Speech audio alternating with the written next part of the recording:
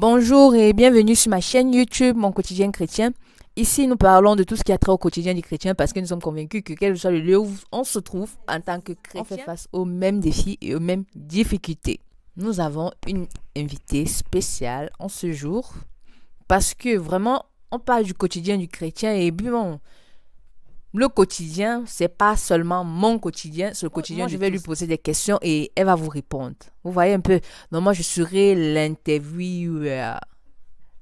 Ce sera une interview. Elle n'est pas habituée à la caméra, donc elle sera un peu shy, elle sera un peu timide. Mais ne vous inquiétez pas. La suite après notre générique.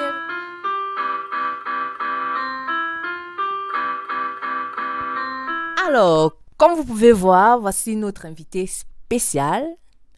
Vous ne la connaissez pas encore, c'est sa première apparition. C'est même la première apparition de quelqu'un d'autre à part ma grosse tête ici. Donc, voilà. Je lui poserai, comme j'ai dit à l'introduction, je lui poserai quelques questions. On va un peu parler de tout. Ce sera lié au quotidien du chrétien.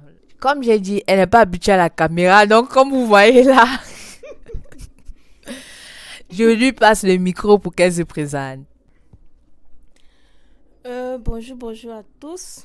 Moi, c'est la sœur Corinne. Je vis en Allemagne depuis presque 5 ans. Et célibataire, je suis encore, par la grâce de Dieu. J'ai donné ma vie au Seigneur. Effectivement, il y a déjà près de 6 ans, j'ai rencontré le Seigneur. Et j'espère que si tu ne l'as pas encore fait, tu le feras très bientôt. Alléluia. Amen. Alors, est-ce que vous pouvez nous parler de votre nouvelle naissance? Comment vous avez fait pour connaître le Seigneur? Qu'est-ce qui s'est passé? Quel a été le déclic pour que vous décidiez de donner votre vie à l'Éternel? Je remercie déjà l'émission ou bien la page ou bien vraiment la page d'encouragement de Mon Quotidien Chrétien qui vraiment encourage beaucoup de jeunes partout dans le monde à pouvoir vivre sa vie avec le Seigneur. Déjà, c'était vraiment un moment de beaucoup d'expériences que j'ai passé avant de pouvoir rencontrer le Seigneur. Pour ne même pas aller très loin, parce que c'est vraiment une grande histoire, je dirais, et un grand témoignage, je dirais vraiment que le Seigneur m'a fait grâce de le connaître et c'était vraiment dans un pays très loin et éloigné de la famille, je n'étais vraiment très loin. Je remercie le Seigneur parce que effectivement, il m'a préparé pour cela et c'était par rapport à sa volonté dans ma vie. Le Seigneur m'a préparé il y a vraiment beaucoup de temps pour que quand j'irai là-bas, je puisse vraiment le rencontrer effectivement. J'ai reçu l'évangile, j'ai vraiment eu les notions par rapport à comment vraiment vivre une vie de Saint-Table Seigneur, vraiment sur l'éternité et autres, mais je n'avais vraiment pas pris la décision jusqu'à ce que le Seigneur décide par sa grâce de pouvoir m'amener dans une contrée lointaine pour pouvoir me faire grâce d'entrer dans sa famille. Et par rapport à ça, quand je suis arrivée dans ce pays, j'ai eu vraiment beaucoup de difficultés pour m'adapter déjà et parce que le Seigneur avait un plan. Ce plan-là était vraiment de ce que je devais le connaître, je devais vraiment le servir, je devais commencer à le servir.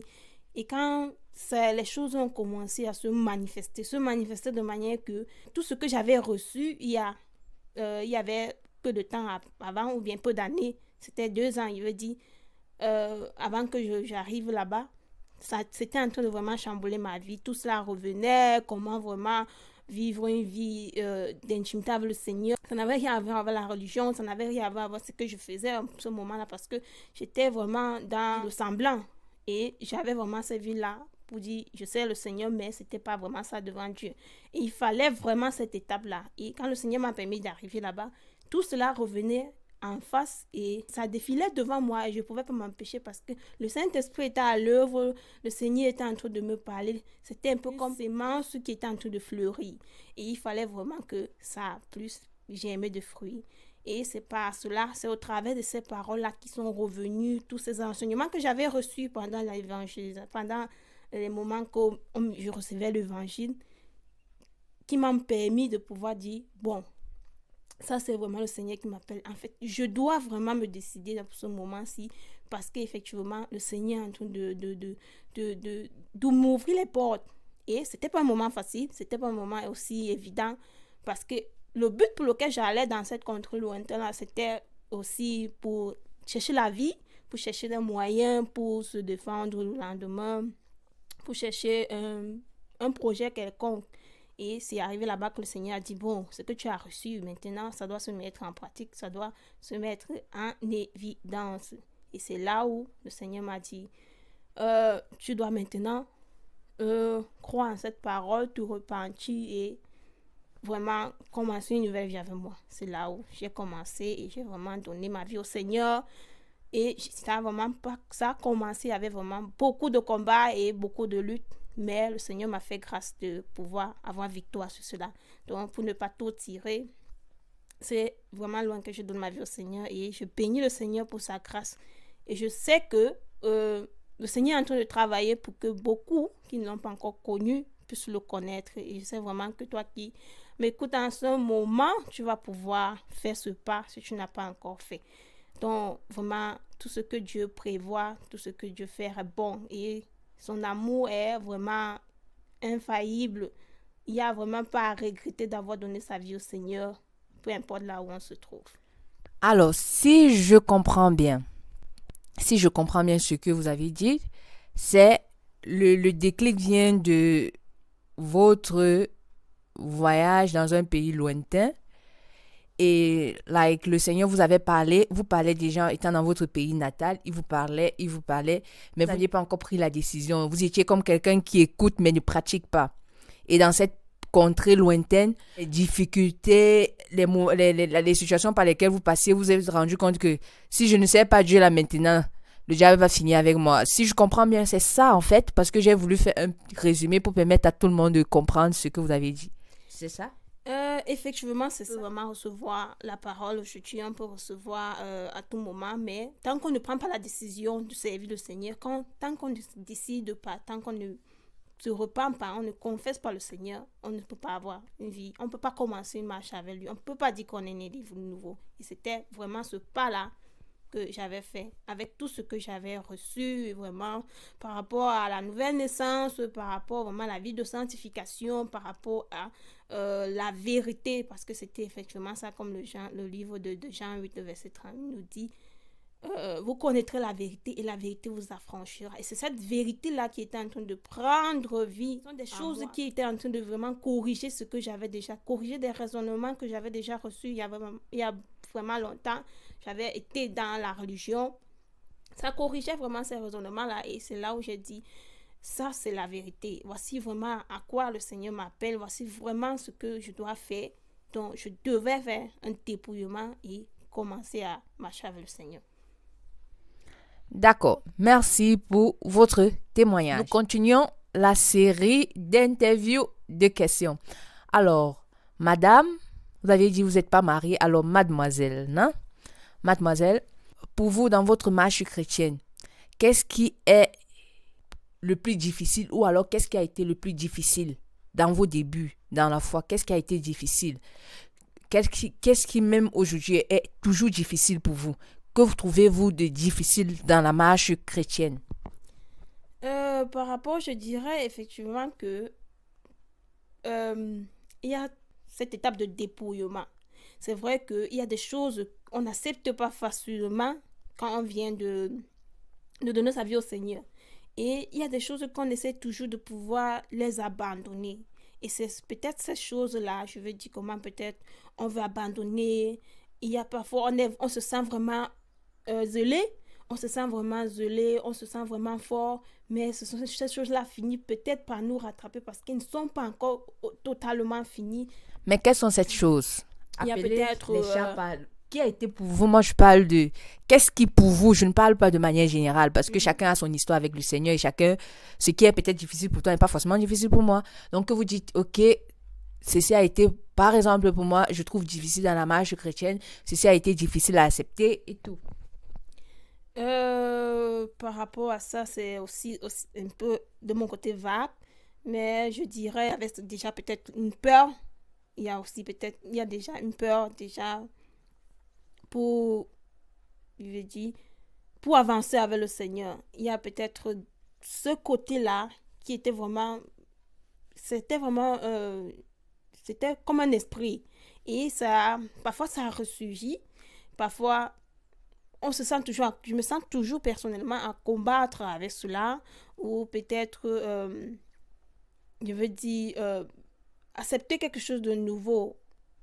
Je veux dire comment peut-être on reçoit une parole, une nouvelle doctrine, et le fait de pouvoir facilement accepter, je veux dire, côté peut-être obéissance rapide. Donc, ce sont les choses peut-être que je peux dire, je combats, ou bien je lutte toujours avec ça, ou bien avec lui, effectivement, la peur, comme je disais.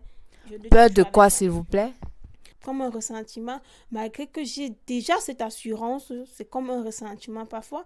Je sens que ce n'est pas quelque chose que ce n'est pas quelque chose qui est en moi, mais c'est quelque chose qui est externe, quelque chose qui veut toujours prendre le dessus sur moi.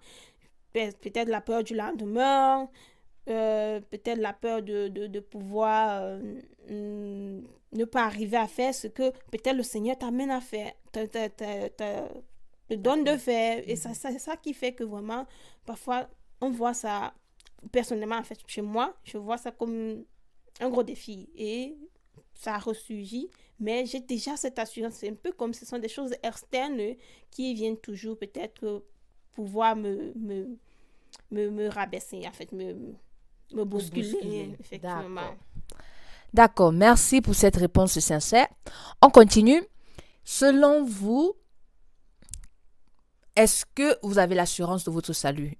Ou alors, n'est-ce pas une prétention de dire qu'on est sûr d'être sauvé? Qu'est-ce qui vous prouve en fait? Qu'est-ce qui vous fait croire que vous êtes sauvé? Déjà, par rapport à cette question, la Bible nous dit que le Saint-Esprit nous rend, le Saint-Esprit, il nous rend témoignage que nous sommes devenus enfants de Dieu.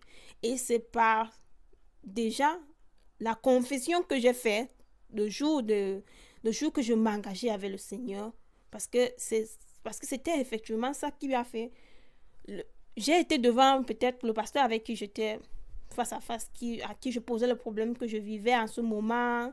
Il m'a demandé effectivement, est-ce que tu as déjà confessé le Seigneur? J'avais vraiment passé ce moment, déjà un peu de temps, je croyais que j'avais vraiment donné ma vie au Seigneur, mais je n'avais vraiment pas confessé le Seigneur, je n'avais vraiment pas dit de ma bouche, parce que la Bible nous dit dans Romains 10, le verset 9, si tu confesses de ta bouche, ça veut dire que ces paroles que tu vas prononcer vont te donner l'assurance par le Saint-Esprit que tu es devenu enfant de Dieu. Et c'est par cette confession-là qu'effectivement beaucoup de choses ont changé. J'avais reçu la paix dans mon cœur, j'avais reçu vraiment la grâce de pouvoir obéir au Seigneur, la grâce de pouvoir vraiment faire certaines choses sans pouvoir bagarrer, sans pouvoir vraiment me bousculer, parce que j'avais déjà l'assurance du Saint-Esprit que le Seigneur était avec moi, que le Seigneur était là et qu'il pouvait me fortifier dans cette marche. Donc, c'est vraiment dans cette lancée.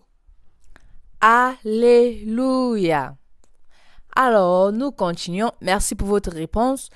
Je résume. Elle a l'assurance de son salut parce que le Saint-Esprit en elle rend témoignage qu'elle est enfant de Dieu, et parce que la Bible aussi nous le dit. La Bible dit que le Saint-Esprit rend témoignage que nous sommes enfants de Dieu. Et cela, le Seigneur a fait dans sa vie. Alléluia. Si tu dis être enfant de Dieu et tu doutes de ton salut, tu ne doutes pas de ton salut parce que tu ne sais pas si tu es enfant de Dieu. En fait, tu ne sais pas si tu es enfant de Dieu ou pas. Tu ne sais même pas si le Seigneur revient maintenant, tu iras au ciel. C'est un peu like un pied dedans, un pied dehors. Mon frère, ma soeur, pose-toi encore de bonnes questions, parce que la Bible dit que le Saint-Esprit rend témoignage en nous que nous sommes enfants de Dieu.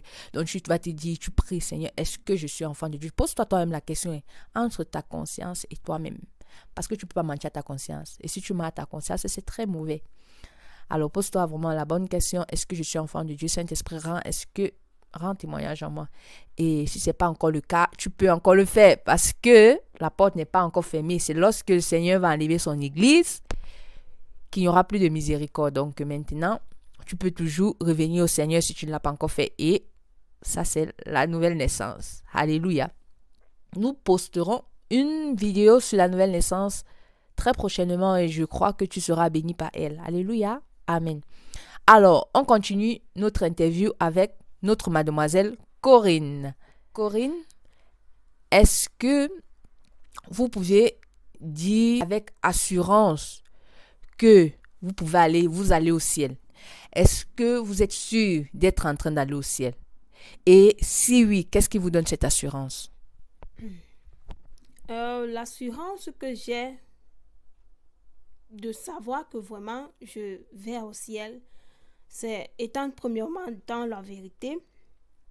Non pas être dans la vérité du fait que bon, je suis dans une église qui prêche la vérité, ou bien je suis parmi ceux qui prêchent la vérité, ou bien, mais seulement que j'ai connu cette vérité et j'ai accepté cette vérité. Et la Bible nous dit que celui qui croira sera sauvé.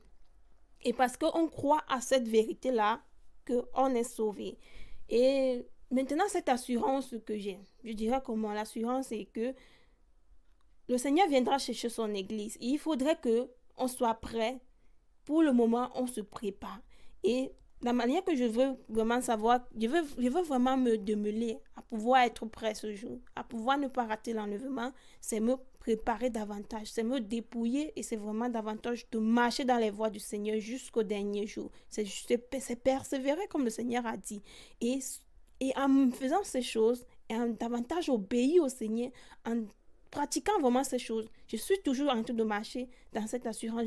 En fait, j'ai toujours cette assurance-là que je marche toujours dans les voies du Seigneur. Quand je reçois la parole du Seigneur, j'obéis et quand je reste toujours dans le standard ou bien dans les choses que j'ai reçues, je sens, quand je ne m'éloigne pas de cela, je sais vraiment que je suis en train d'aller au ciel. Quand je reviens au Seigneur dans des moments vraiment des moments de négligence ou vraiment des moments de distraction, je sais vraiment que je suis toujours en train d'aller au ciel. Parce que tant que je ne suis pas en train de vérifier tout cela, de m'examiner comme le Seigneur le dit, je vais perdre vraiment de vue cela. Je ne saurais même plus répondre à une question par rapport à est-ce que j'ai vraiment l'assurance. Donc, mais tant que je suis en train de faire ces choses, tant que je suis en train d'obéir, de marcher, ou bien d'avoir cette intimité avec le Seigneur, j'aurai toujours cette assurance. J'aurai tout dans le cœur qu'il me faut davantage quelque chose. Il me faut plus quelque chose pour que je ne puisse pas rater l'enlèvement, ou bien je ne puisse pas rester quand le Seigneur va revenir. Donc, c'est un peu ça. Alléluia. Merci. On continue, mademoiselle. Hein? Alors, quel est votre verset biblique préféré? Mon verset biblique préféré, c'est dans 1 Corinthiens, le chapitre 6, le verset 12. C'est ce premier verset qui m'a vraiment bouleversé et ça m'a permis de voir beaucoup de choses. En fait, le verset dit quoi? Le verset dit, tout m'est permis, mais tout ne m'est pas utile. Tout m'est permis, je ne me laisserai pas asservir par quoi que ce soit. Amen. Amen. Le verset dit tout. Tout est permis, mais tout n'est pas utile. Amen. Quel est votre personnage biblique qui est pour vous un modèle qui vous encourage constamment? Déjà, ça dépend de comment la personne a marché avec le Seigneur. Oui, c'est lequel? Pour moi, c'est Abraham. Parce que la foi est ce qu'on ne doit pas perdre. La foi est vraiment c'est celle qu'on doit toujours, quelque chose qu'on doit toujours garder. Et parce qu'Abraham a vraiment marché par la foi, j'ai toujours le regard sur ce personnage parce que vraiment il vous motive. D'accord. Jésus n'est pas votre modèle?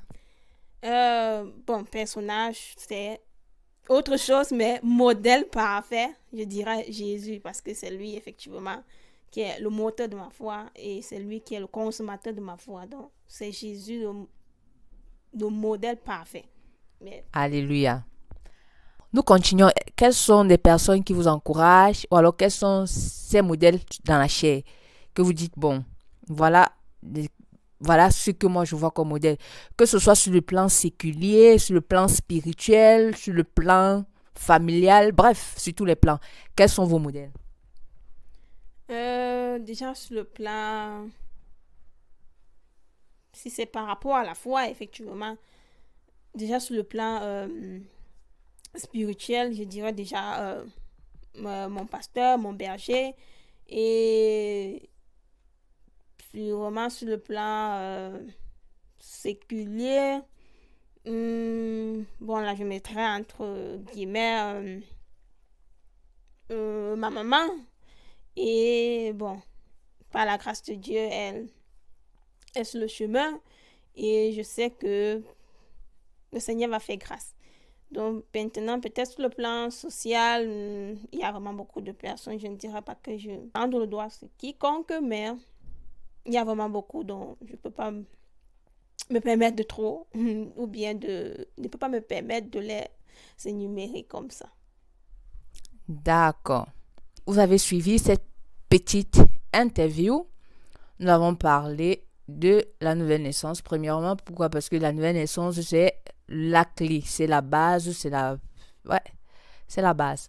Nous avons parlé qu'est-ce qui est difficile dans la marche chrétienne, qu'est-ce qui pour elle est difficile, elle nous l'a dit. Nous avons également parlé, nous avons touché les points, l'assurance du salut, l'assurance d'aller au ciel, et nous avons aussi parlé des modèles parce que en tant qu'humains, nous avons parfois besoin des modèles, des personnes qui seront là comme des personnes sur qui on peut regarder comme ça, et puis quand on n'a plus la force là, revient chap chap. Donc on a parfois besoin de ces personnes pour nous encourager, que ce soit dans la Bible, oui, mais on a aussi besoin des personnes physiques. Et voilà. C'est pourquoi nous allons clôturer cette vidéo. Mais avant de clôturer, je voudrais lui demander qui est son mentor. Parce que on a tous besoin d'un mentor. Et je crois que nous tous, nous avons peut-être, certainement, un mentor. Et tout Esther a besoin d'un Mardochée. Hein? Tout Esther a besoin de Mardochée. Si Esther n'avait pas Mardochée, elle ne serait pas reine. On ne parlerait peut-être même plus d'elle aujourd'hui comme on en parle. Et beaucoup de parents ne pourraient peut-être pas donner ce prénom à leur enfant. Hein? Donc voilà. Alors, qui est votre mentor, madame? Mademoiselle. Mentor dans la foi, je crois. Mentor sur tous les plans. Que ce soit, on peut avoir le mentor dans la foi. On peut aussi avoir les mentors au niveau du travail. On peut avoir des mentors socialement. On peut avoir des mentors. Mon mentor déjà dans la foi, le bien-aimé frère Eli. Maintenant, il y a aussi une personne plus proche. Je ne mentionnerai pas effectivement son nom. C'est vrai que on reste un peu entre guillemets par rapport à d'autres plans. Le plan séculier, ils sont nombreux. Bon, ce qui est sûr, il y a des professeurs, il y a il veut dire comment, il y a des encadreurs par rapport à la formation, à l'école. Donc ça fait que par rapport à ce côté-là, on peut rester discret.